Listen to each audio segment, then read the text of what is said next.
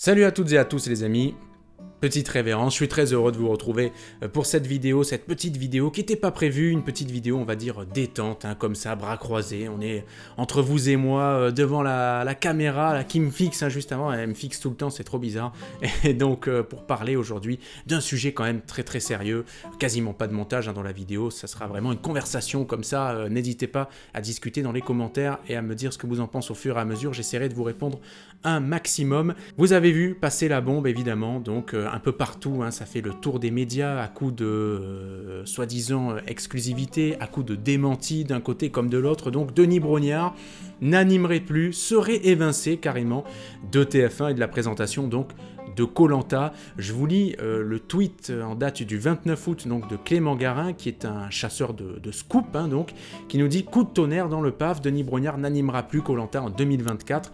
L'animateur historique du programme sera remplacé donc la saison prochaine à la tête du programme phare de TF1. Il sera à la tête d'une ultime saison déjà mise en boîte qui sera diffusée au printemps prochain et cédera ensuite sa place à la rentrée à une personnalité pas encore désignée, une décision prise par Rodolphe Belmer en personne et qu'Alexia Laroche-Joubert, PDG de Banijé France, accueille amèrement. » Alors, avant de revenir là-dessus, deux petites précisions. Rodolphe Belmer, c'est le grand patron hein, de TF1, le président donc, de TF1, qui a pris la place de Gilles Pélisson il y a près d'un an hein, maintenant, c'était en octobre dernier si je ne dis pas de bêtises.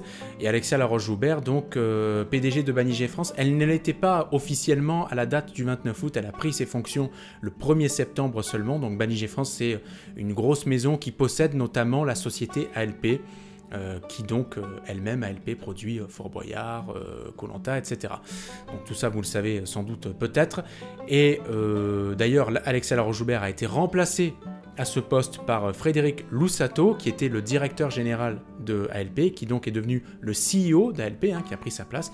Et promotion pour Julien Magne, hein, le sympathique donc Julien Magne, qui nous avait accordé un jour une interview sur la chaîne, avec Alexia Laroche-Joubert d'ailleurs, et qui donc lui a pris du galon, le producteur historique de Koh-Lanta, qui était directeur des programmes, et bien qui maintenant est nommé directeur général, donc à la place de Frédéric Loussato, qui lui a pris aussi du galon. Vous avez suivi? C'est pyramidal tout ça. Bon alors ce tweet hein, de Clément Garin, que je ne connais pas hein, personnellement, j'ai découvert son identité il n'y a pas très longtemps, et là j'ai vu passer donc ce tweet, et bien donc a été démenti hein, ce message formellement par TF1, puis aussi par ALP, alors Alexia Laroche-Joubert qui était assez remontée, hein, donc elle dit le mec s'est cru un 1er avril, je confirme, c'est complètement mensonger. Maëlys Karsabal, donc on connaît bien notamment les journalistes, parce qu'on va passer souvent des messages, des mails à son nom dans la com donc issue de TF1, qui est la patronne en fait hein, de la com de TF1, et bien qui a démenti hein, également, qui dit c'est totalement mensonger. Donc moi je préfère me raccrocher en tant que journaliste quand je n'ai pas d'informations, quand il n'y a pas d'informations, quand il n'y a pas de vent qui court, etc. Je préfère me fier, et c'est la déontologie qui le veut, aux versions officielles. Donc on a ici l'employeur de Denis Brognard, TF1, et on a le client donc de TF1, ALP. Donc ce sont deux sources on ne peut plus officielles qui donc démentent totalement cette information. À celles et ceux qui diront Denis Brognard n'a rien dit, Denis Brognard il réagit rarement hein, Denis sur les polémiques, donc ça on le sait maintenant depuis quelques années, que la polémique le concerne directement ou pas, il reste souvent assez extérieur à tout ça. D'un côté, il a bien raison aussi. Moi, je m'en tiens à l'information démentie, je considère donc que c'est faux, etc. Mais je vais faire un peu de prospective et imaginer que ce soit vrai. Est-ce que Koh-Lanta pourrait survivre à la perte de Denis Brognard, à la mise à l'écart, au départ volontaire peut-être, j'en sais rien, de Denis Brognard? Est-ce que Koh-Lanta pourrait survivre à ce fait? Et clairement pour moi, et je me mouille pas en disant ça, la réponse est non. Je vais vous expliquer pourquoi. Mais avant, je vous incite les amis, je sais que c'est un petit peu chiant, à mettre un pouce sur cette vidéo, vous savez que ça booste le référencement et ça me récompense donc pour ces contenus qui sont fournis totalement gratuitement bien entendu. Quelques petits commentaires, n'hésitez pas à laisser vos commentaires au fur et à mesure de la vidéo, à réagir et à discuter entre vous, avec moi, etc. Et puis, si vous n'êtes pas encore abonné à la chaîne, ne vous gênez pas pour le faire, c'est un plaisir de vous accueillir. Vous êtes de 6100 maintenant, ça commence à faire pas mal. Merci beaucoup de votre fidélité et merci de votre adhésion donc à la chaîne. Donc oui, déjà, tout le monde en parle. Tout le monde en parle, ouais, tout le monde en parle. Alors déjà, si vous avez trouvé l'imitation pourrie que je viens de faire, commentaire, dites-le moi en commentaire, je vous mettrai un cœur si vous avez dit vrai. Alors pourquoi l'hypothèse d'évincer Denis Brognard de Koh-Lanta tuerait le programme? Eh bien parce que, et ce depuis la première saison, j'y reviens dans un instant, On peut dire ce qu'on veut, mais Denis Brognard incarne totalement le programme. Il incarne totalement Koh Lanta, vous êtes d'accord avec moi? Il incarne Koh Lanta parce qu'on le voit beaucoup avant Koh Lanta, on le voit beaucoup pendant Koh Lanta, on le voit beaucoup après Koh Lanta. Et pendant Koh Lanta, il est à la voix off et à l'animation. Il est tout le temps là, en fait, Denis. Et il a cette présence, évidemment, de par sa voix, etc., un certain charisme, tout ça. Mais surtout, oui, Denis est là depuis la première saison. Alors, je vois déjà celles et ceux qui se lèveront en disant « Mais Denis, il n'animait pas Koh Lanta la première saison. » Oui, je sais bien, c'était Hubert Auriol, le regretté Hubert Auriol, et paix à son âme, donc, qui animait cette première saison, mais Denis en était déjà la voix off. C'est quelque chose d'important. C'est un petit peu comme Jean-Luc Reichmann, qui était à l'époque la voix off des programmes de Nagui. On sentait qu'il y avait quand même quelqu'un derrière Nagui qui était très très prenant, et Jean-Luc Reichmann est devenu celui qu'il est devenu. Je pense qu'il n'y a pas de débat là-dessus. On va même aller plus loin, et je considère aujourd'hui que dans une émission, qui n'est pas une émission de plateau à 100%, la voix off de cette émission a d'autant plus d'importance que l'animation physique. Parce qu'on va s'identifier à cette voix off. C'est le commentaire de la voix off qui va nous donner envie de savoir la suite, qui va susciter notre curiosité, piquer notre curiosité, qui va nous inciter à débattre, qui va nous pousser à réagir, et qui va nous donner envie de voir la suite. C'est cette voix off-là qui est importante. Donc, Denis l'incarne, plus que sa présence en physique pendant les épreuves, ou les conseils, ou avant les pubs. Les amis, pour gagner un chèque exceptionnel de 300 000 €, je vous invite à répondre à la question suivante. Ah! Vous voyez, ça vous manque déjà, de ne plus l'entendre, ça vous manque déjà, je le sais. Non, mais clairement, retirer une personne qui incarne le programme à 100%, c'est une erreur fatale, clairement. Alors, je donne deux exemples comme ça, rapides, qui me viennent à l'esprit, parce que ce sont des séries que j'aime par-dessus tout. Prenez l'exemple de Stargate SG1, donc peut-être que ça va parler à certains. Stargate SG1, donc série sci-fi. Lorsque Richard Dean Anderson, Monsieur MacGyver, donc Colonel O'Neill, Général O'Neill ensuite dans la série, a quitté le programme, 2 saisons grosso modo avant la fin, bon après il est revenu à la fin, etc. Mais bon, lorsqu'il a quitté le programme, les audiences n'étaient pas au mieux, mais elles ont plongé davantage. Et ça a fini par tuer Stargate SG1, son départ. Pourquoi? Parce que Richard Dean Anderson incarnait totalement ce programme, malgré la présence d'autres personnages principaux et secondaires. Même chose pour The Office. Lorsque Steve Carell est parti 2 saisons avant la fin, alors pour des raisons X ou Y, il s'est vexé parce que la production a dit ceci, cela, la production s'est vexée parce qu'il a dit qu'il était potentiellement partant un jour, etc.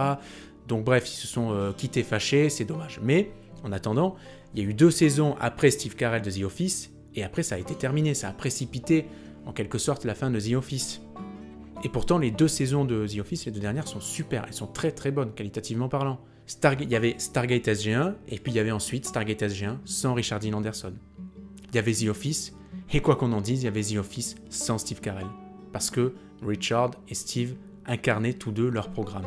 Il y aura Koh Lanta, et si un jour Denis n'est plus là, qu'il est écarté ou qu'il part de lui-même, il y aura Koh Lanta sans Denis Brognard. Quoi qu'on en dise, qu'on le veuille ou non. Une autre question se pose maintenant. Qui pourrait incarner le programme? Qui pourrait présenter ce programme animé Koh Lanta à sa place? Alors évidemment, il y a le fameux nom de Claude Dartois, donc l'emblématique aventurier de Koh Lanta, qui est revenu, mais d'abord, je pense que déjà c'est mort, parce que je pense pas que TF1 et ALP veuillent de lui. Koh Lanta, la légende est passée par là. Du coup, je ne pense pas que Claude veuille lui aussi de TF1, ALP, etc. Et troisièmement, et c'est peut-être la question la plus importante, est-ce que vous voyez vraiment entre vous et moi, même si vous adorez Claude, est-ce que vous voyez vraiment Claude Dartois animer Koh Lanta? Est-ce que vous le voyez véritablement faire la voix off de ce programme? Sérieusement? Claude, il a une certaine présence dans un jeu d'aventure, il a du charisme, etc. C'est un super aventurier, c'est un crack dans les épreuves, il n'y a rien à dire là-dessus, on ne pourra pas le remettre en cause, ça, ni le remettre en question.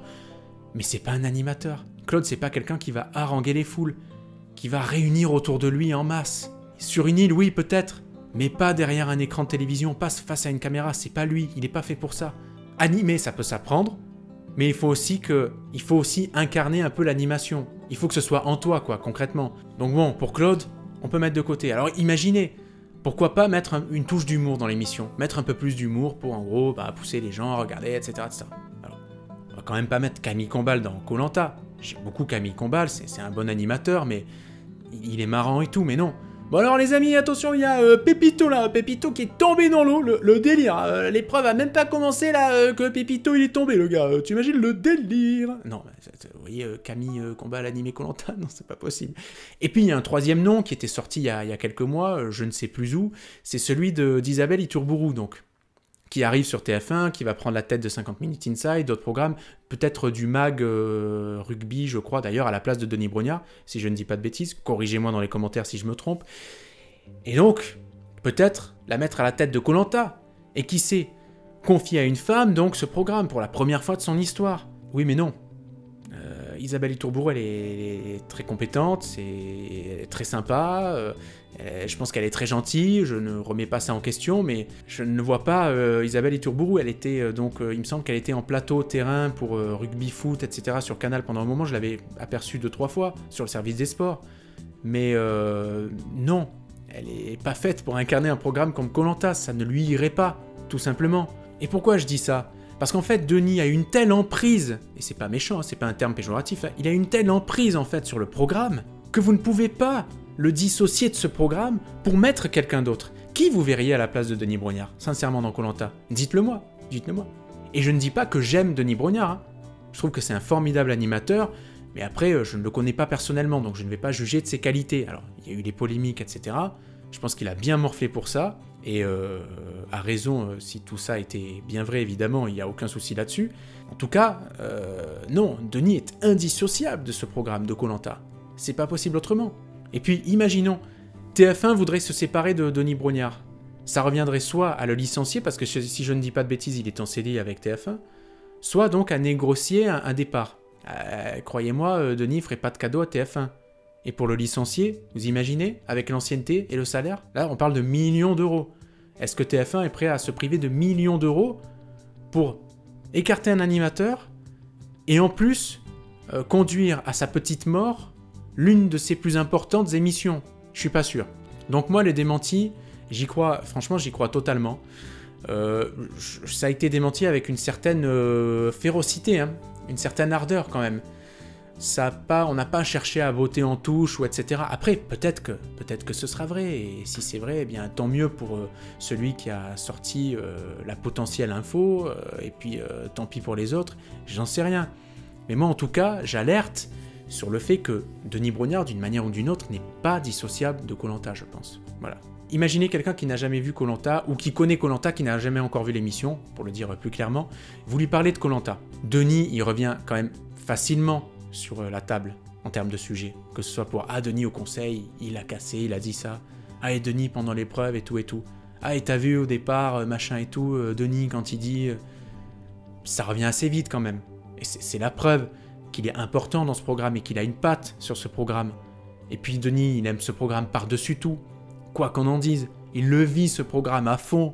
Je veux dire, sur les réseaux sociaux, etc. Je pense que c'est sa vie, Koh-Lanta. Il n'y a pas d'autre moyen. C'est comme Bernard Tapie et l'OM.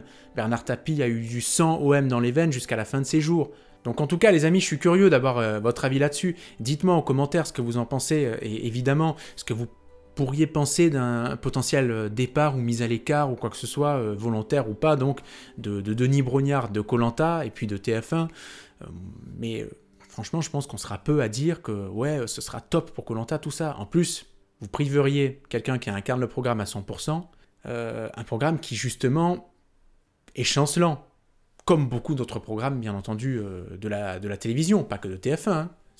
Les audiences, évidemment, sont en berne, on le sait, depuis plusieurs années. Il y a eu une embellie Covid, mais aujourd'hui, elles sont en berne. Les plateformes se multiplient, gagnent du temps de visionnage chez les consommateurs, gagnent des parts de marché. Aujourd'hui, les plateformes, on ne les compte plus. Il y a Warner, il y a Paramount qui est arrivé, il y a Disney+, il y a Netflix, il y a Prime Video, tout le reste. Il y a plein de choses aujourd'hui qui en fait détournent notre attention des chaînes de télévision. Alors oui, après vous me direz qu'il y a le replay. C'est important, il y a de l'audience, ça commence à générer un peu de revenus. Alors je vous le dis, hein, les revenus générés par le replay pour les chaînes de télévision, c'est complètement famélique. Elles ont raté, les chaînes de télévision, ce virage-là il y a des années, et elles n'arrivent pas à le rattraper. Alors petit à petit ça arrive, et vous aurez remarqué qu'on vous met de plus en plus de pubs d'ailleurs quand vous regardez quelque chose en replay. Mais le retard est considérable. Moi, en tout cas, je n'arrive pas à concevoir la possibilité pour TF1 de se priver de Koh-Lanta et de presque faire une croix, de penser que Koh-Lanta puisse survivre dans la durée sans Denis Brognard. Je pense pas. Après, TF1 fait des choses, fait certains efforts. Hein. Ça fait des années que je milite pour qu'on espace plus encore les saisons, qu'il n'y ait qu'une saison par année civile, par exemple. Alors, on n'en prend pas le chemin, mais presque, on va dire. On ne sait pas, d'ailleurs, petite parenthèse, quand est-ce que la prochaine saison sera diffusée.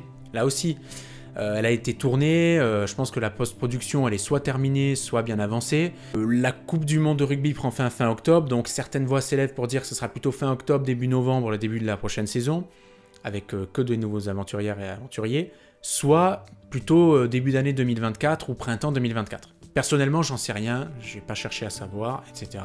Donc on verra, surprise, suspense. Mais en tout cas, c'est une bonne idée si on espace un peu plus les saisons, ça ne peut être que bien pour le programme.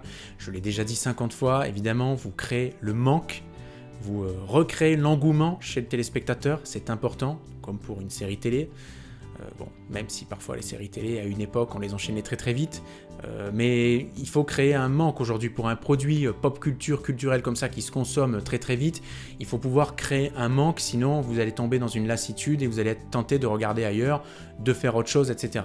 Donc voilà, alors se priver de Denis Brognard pour Koh-Lanta TF1, je pense que ce ne serait pas sans conséquences économiques pour TF1 et ce ne serait pas sans conséquences sur la vie tout simplement du programme. Et puis ensuite, il y a des millions de personnes qui suivent encore ce programme avec attention. Moi-même, je le suis encore et sincèrement, je ne serais pas certain à 100% de suivre les émissions comme ça, pas en direct, mais à l'heure de diffusion. Si Denis Brognard partait, je pense que ça me foutrait un coup à mon avis. Et justement, c'est ce doute-là qui doit faire réfléchir. Si tu étais à 100% sûr d'avoir trouvé le Messie, je pense pas qu'il existe, qui puisse remplacer Denis Brognard et qui puisse fédérer le monde entier, si tu avais cette personne sous le coude, je comprendrais qu'on puisse... Mais là, à mon avis, je pense que c'est pas du tout le cas. Je pense qu'on navigue comme ça, un peu voilé, avec un épais brouillard devant soi sur l'horizon. M'aventurerai pas trop de la décision finale donc de TF1. Mais en tout cas, il y a ce tweet-là qui est sorti, qui a été sévèrement démenti. Donc, je vais pas dire je pense que c'est faux, parce que j'en sais rien. Mais, à l'inverse, je me raccroche quand même plus au démenti officiel qui a été fait. Après, on verra. On verra de quoi demain est fait. Mais voilà, en tout cas, j'espère que cette vidéo vous a plu, les amis. On a passé ce petit moment comme ça, vous et moi, un peu en détente. Voilà, n'hésitez pas à mettre un petit pouce vers le haut, à réagir en commentaire et puis à vous abonner à la chaîne si ce n'est pas déjà fait. Je vous retrouve très vite pour de nouvelles vidéos. Il y aura des vidéos voyage, bien entendu, toujours avec de belles images. Il y a les liens en description. Il y aura des vidéos sans doute tech, tuto, etc. qui arriveront. Puis il y aura la Starac aussi qui revient fin novembre, si je ne dis pas de bêtises. Et donc on se retrouvera aussi pour tout ça. Et puis si Koh-Lanta revient, on se retrouvera également pour Koh-Lanta et puis pour d'autres choses. Voilà, prenez bien soin de vous, les amis. Bonne rentrée, bon courage si vous reprenez, que ce soit au boulot, à la fac, au lycée ou autre, etc. Bon courage à vous. Et puis, tout simplement, profitez bien si aussi vous profitez d'un... Et puis, si vous bénéficiez d'un petit temps de repos ou de vacances ou de congés, eh bien profitez bien aussi, évidemment, il n'y a pas de jaloux. Donc, amusez-vous bien et je vous dis à très vite pour de nouvelles aventures. Je vous embrasse. Ciao.